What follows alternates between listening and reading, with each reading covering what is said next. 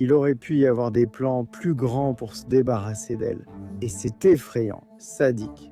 Grande nouvelle dans l'affaire David Celeste Rivas Hernandez. Nous savons maintenant qui est l'enquêteur privé engagé par le propriétaire de la maison à Hollywood Hills où David séjournait, près de l'endroit où la Tesla et le corps de Celeste ont été trouvés.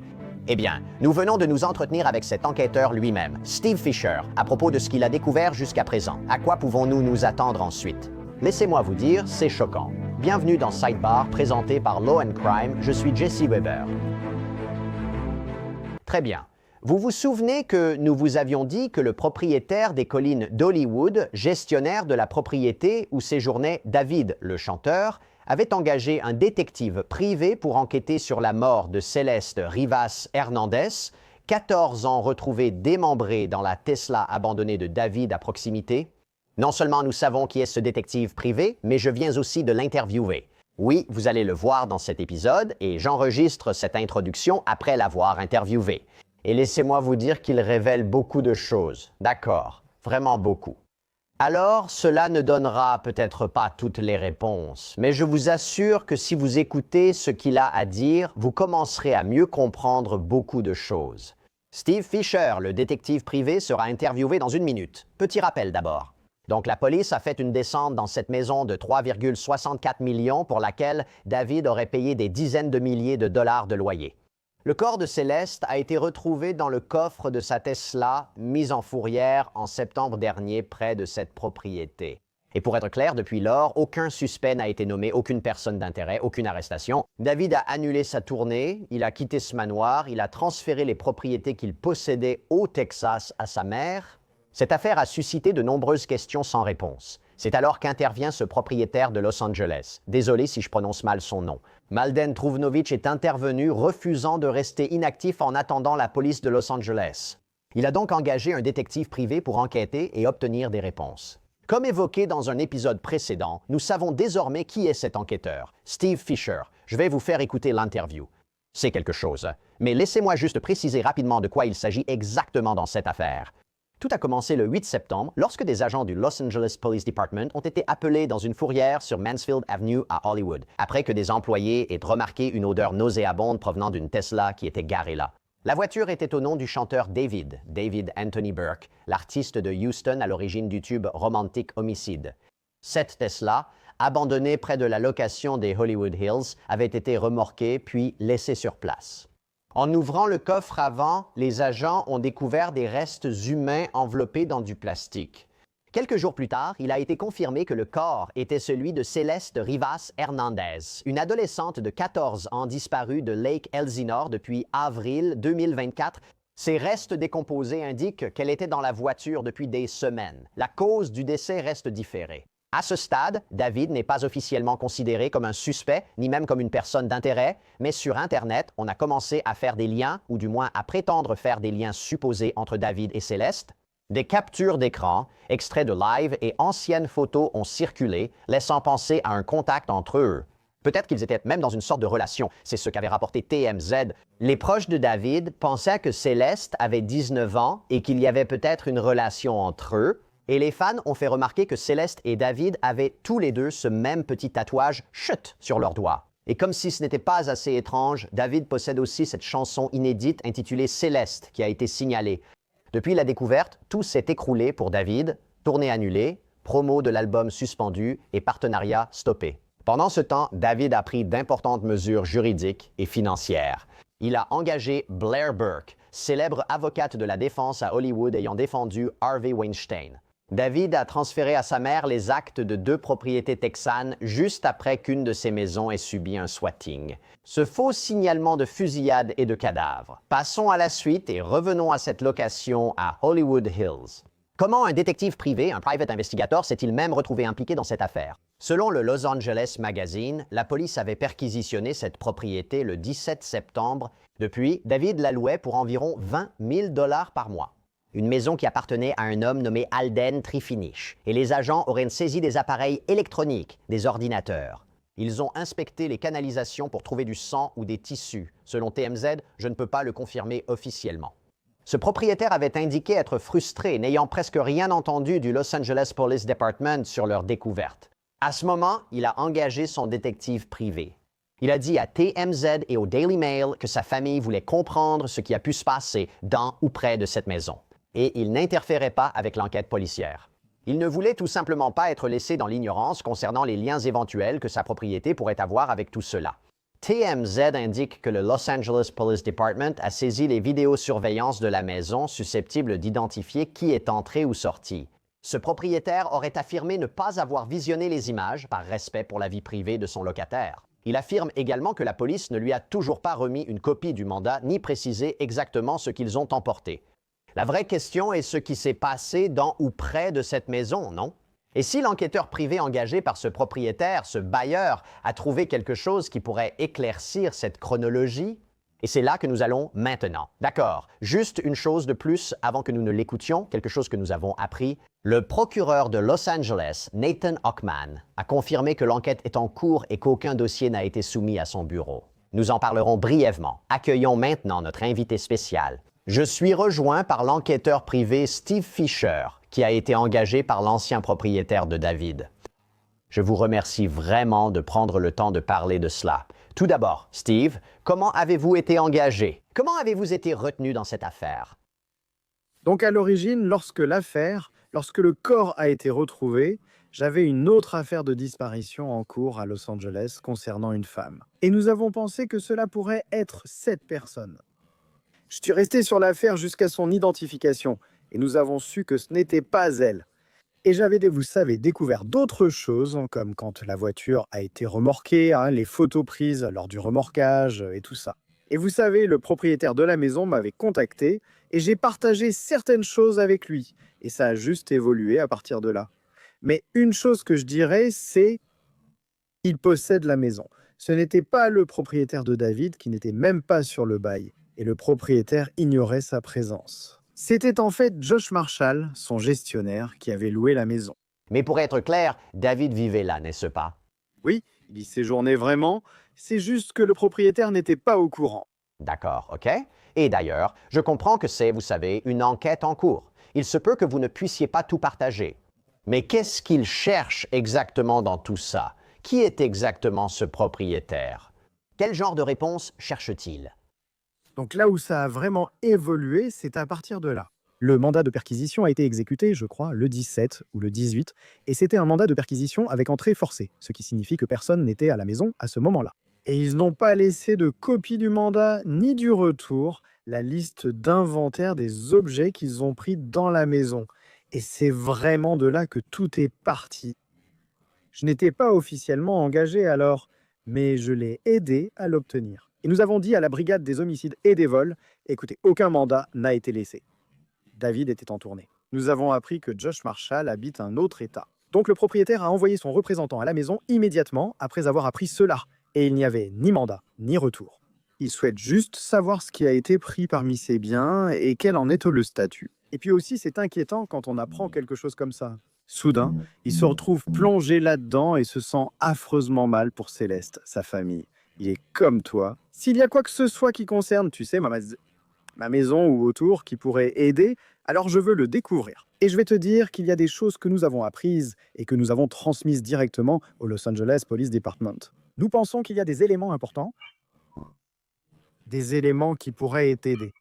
Voulez-vous dire qu'il pourrait y avoir des preuves qu'un crime a été commis dans cette maison? Pas vraiment un crime. Non, et je vais vous dire, je vais juste être honnête avec vous.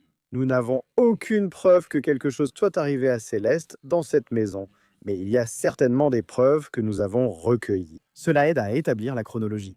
Nous comprenons maintenant beaucoup mieux quand cette Tesla est arrivée à cette place de parking finale. Je vais vous dire, j'ai effectivement des images de surveillance provenant de différentes maisons du quartier, montrant la Tesla en train d'être déplacée. Donc, des choses comme ça.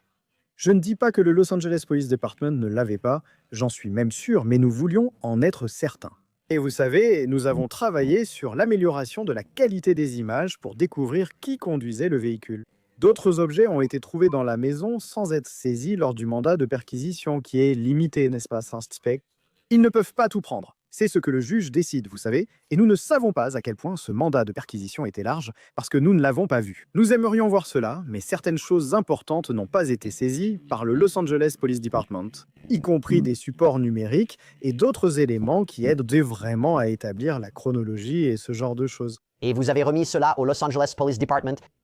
Nous avons le jour, littéralement le jour où nous avons récupéré ces éléments. Nous les avons remis au Los Angeles Police Department dans les 24 heures. Savez-vous qui conduisait cette Tesla? Vous n'êtes pas obligé de répondre, mais connaissez-vous son identité? Oui, vous savez, en ce qui concerne l'endroit final, ce que nous pensons être l'emplacement final où elle a été remorquée. Oui, Et cette information a été communiquée aux forces de l'ordre. donc cela t'a été transmis aux forces de l'ordre. Ils ne vont pas nous dire s'ils confirment s'il s'agit d'une personne ou non. Homicide par balle. Leur façon de faire, c'est on prend vos informations, mais on n'en parlera pas. Vous voyez, donc je ne sais pas. Mais écoutez, il est très clair que ce quartier est rempli de caméras de surveillance. Et les chronologies, une fois que nous apprenons ces dates, et nous pouvons voir d'autres choses qui se passaient, qui étaient même publiques senties sur Instagram et tout ça, dans la vie de ces personnes. Ça a beaucoup de sens. Alors, laissez-moi vous demander ceci. Si vous voyez quand la voiture a été garée là, avez-vous vu quelque chose qui indiquerait que le corps de Céleste a été transféré dans cette voiture après qu'elle ait été garée là? Ou en d'autres termes, pensez-vous que son corps se trouvait dans cette voiture dès l'instant où elle a été garée à l'endroit d'où elle a finalement été remorquée? Je dirais donc qu'il n'y a aucune preuve de transfert de corps, avant ou après, absolument aucune preuve. Ce que je dirais, quand elle était déplacée à cet endroit, elle était déjà comme ça. Donc cette voiture n'avait pas été utilisée depuis très longtemps. Elle était super sale, recouverte de saleté incrustée. Je peux vous dire que c'était à la fin du mois de juillet. Donc c'est bizarre parce que on a aussi des médias qui disent que cette voiture a été beaucoup utilisée. David en a même parlé sur Instagram. Il l'a emmenée dans un centre de nettoyage, entre autres. Et puis tout d'un coup, tout au début de l'année, cette voiture, il se passe quelque chose, tu vois, et cette voiture n'apparaît plus, elle n'est plus utilisée, elle semble disparaître. On a découvert la présence d'une Tesla rouge dans le garage seulement après la délivrance du mandat de perquisition. Ce que je peux te dire, c'est qu'elle a été louée le 1er février.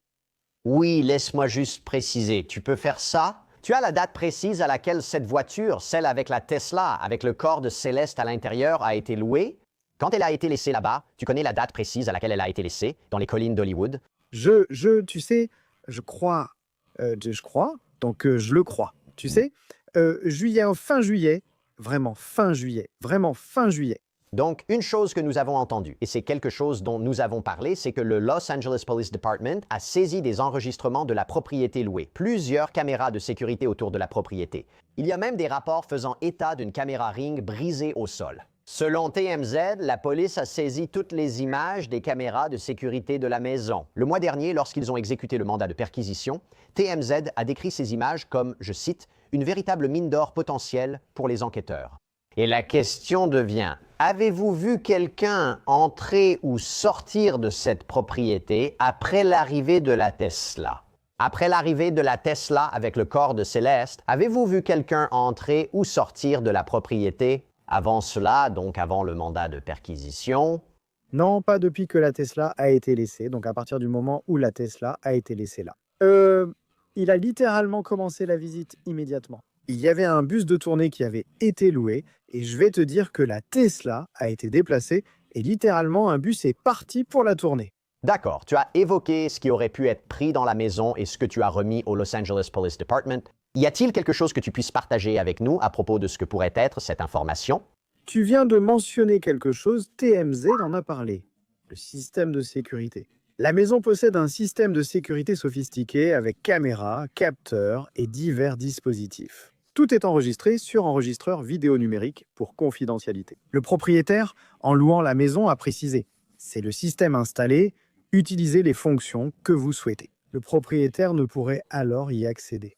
Donc, nous ne savons pas si les caméras étaient activées ou non, mais si elles l'étaient, il ne s'agirait pas seulement de caméras, nous saurions à chaque entrée, sortie ou ouverture de fenêtre dans la maison, s'ils avaient tout gardé comme avant.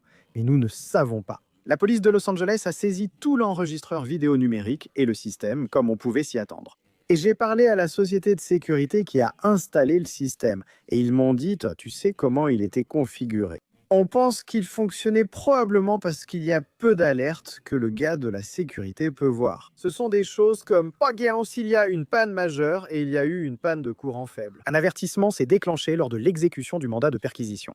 Nous pensons qu'ils ont débranché le système à ce moment-là, ce qui indique qu'il fonctionnait. Je ne sais pas si les caméras étaient couvertes. Je peux vous dire que certains des détecteurs de fumée dans la maison étaient couverts, et c'est probablement parce qu'ils l'étaient, peut-être. Je ne sais pas ce qu'ils faisaient dans la maison, donc il se peut que les caméras aient aussi été couvertes. Au cours de votre enquête jusqu'à présent, avez-vous appris plus d'informations sur Céleste et David, peut-être leur lien? Avons-nous oublié un point non divulgué? Votre enquête les concerne-t-elle aussi? Bien sûr, oui.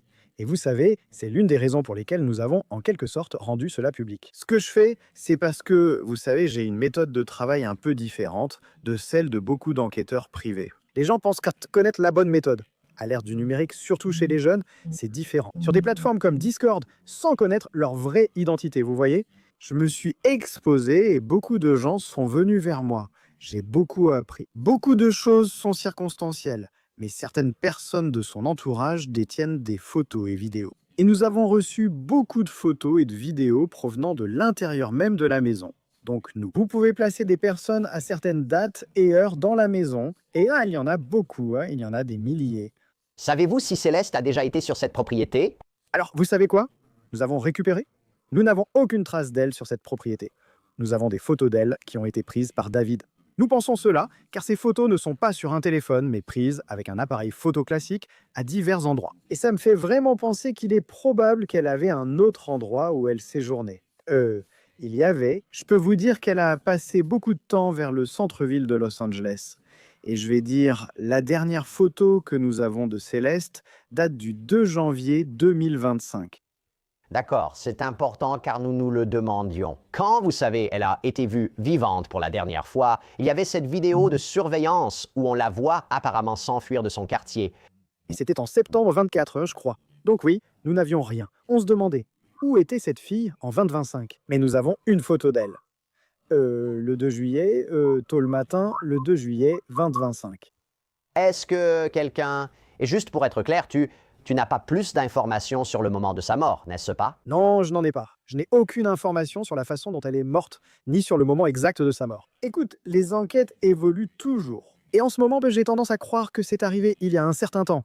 Il y a longtemps. Et je pense qu'en janvier-février, les choses ont changé. Tu peux le voir sur les photos. Quand j'ai commencé à m'intéresser à cette affaire, je crois vraiment au rasoir d'Occam, où je pense que les choses qu'on m'appelle sont beaucoup plus simples que ce que les gens essaient d'en faire. Parfois, surtout en ligne, en de grandes histoires. Je pensais que ce serait une overdose tragique, ce qui reste possible. Et ils ont pris une mauvaise décision parce qu'ils ne voulaient pas exposer une relation potentielle et l'ont mise dans cette Tesla. Peut-être pensaient-ils trouver quelqu'un pour se débarrasser de la voiture, mais tous ont refusé, alors elle est restée là. Mais je vais dire ceci, il y a certaines choses, et je parle de preuves matérielles qui étaient dans cette maison. C'est des projets plus ambitieux auraient pu être envisagés pour s'en débarrasser. C'est effrayant, ces choses sadiques, d'où notre volonté d'en savoir plus. J'aimerais en dire davantage, mais je ne peux pas, pour des raisons évidentes. Mais cela n'a pas à voir avec la façon dont elle est morte, mais peut-être avec la façon dont il prévoyait finalement de se débarrasser d'elle, et comment. Peut-être que cette Tesla n'était qu'un lieu temporaire à ce moment-là, et que le timing n'était pas bon pour aboutir. Mais il y a certaines choses, il y a quelques éléments qui vont vraiment vous épater. Quelqu'un de l'équipe de gestion de David, du service juridique ou autre, vous a-t-il contacté, vous ou votre client? Je sais que mon client a été en contact avec son manager, mais uniquement dans le cadre du bail, parce qu'ils ont effectivement demandé à résilier le bail. Et je crois que l'autre manager, qui était techniquement le propriétaire de la Tesla rouge, a été en contact avec lui. Il devait accéder à la maison pour prendre le véhicule et d'autres affaires, car il pouvait aussi être impliqué là-dedans. Une seule clé existait pour cette maison. Il fallait savoir qui la détenait et qui y accédait. Parce que nous avons aussi des preuves que, pendant que David était en tournée à ce moment-là, entre le moment où la Tesla a été retrouvée et celui où le mandat de perquisition a été exécuté, David était en tournée. Mais quelqu'un était dans cette maison et il y a même eu un signalement, pas avec le bail. Mais cette association de propriétaires a une société de sécurité privée très solide et nous avons obtenu des vidéos et des rapports de leur part. Et donc la personne qui avait cette clé est probablement la même que celle qui avait accès à la Tesla. Savez-vous qui est cette personne et pensez-vous que c'est elle qui a déplacé la Tesla?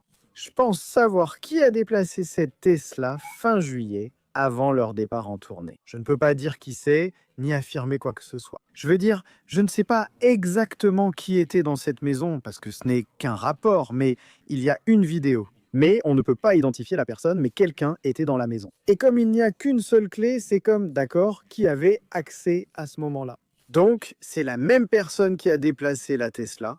Est-ce qu'une autre partie du plan allait être lancée en ce qui concerne le fait de se débarrasser de son corps?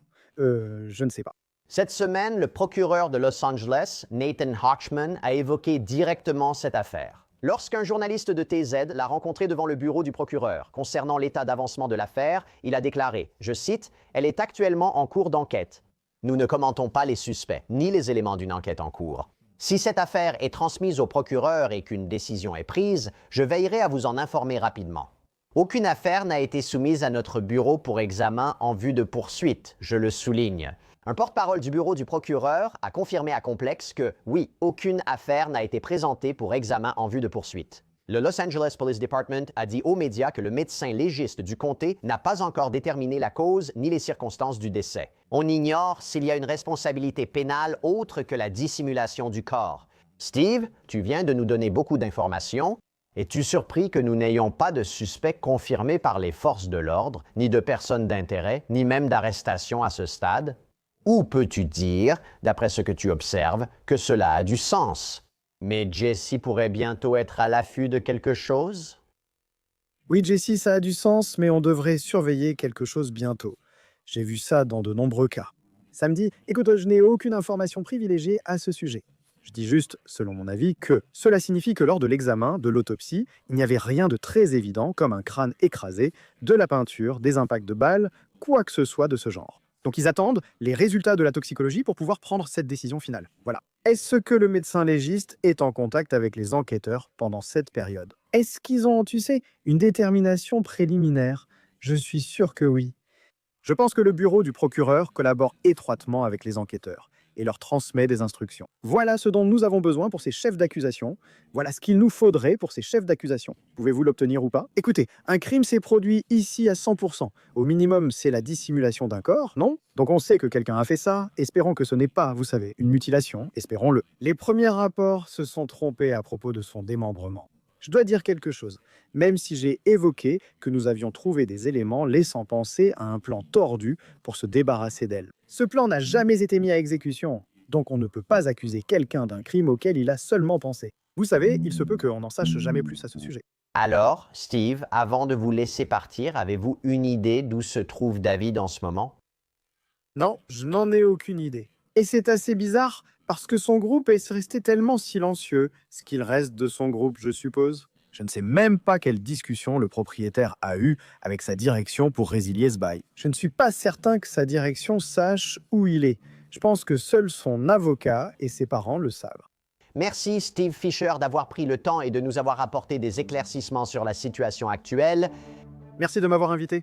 C'est tout pour l'instant sur Sidebar. Merci à tous de votre présence. Et comme toujours, abonnez-vous sur YouTube, Apple Podcasts, Spotify ou partout où vous écoutez vos podcasts. Vous pouvez me suivre sur X ou Instagram. Je suis Jesse Weber. À bientôt.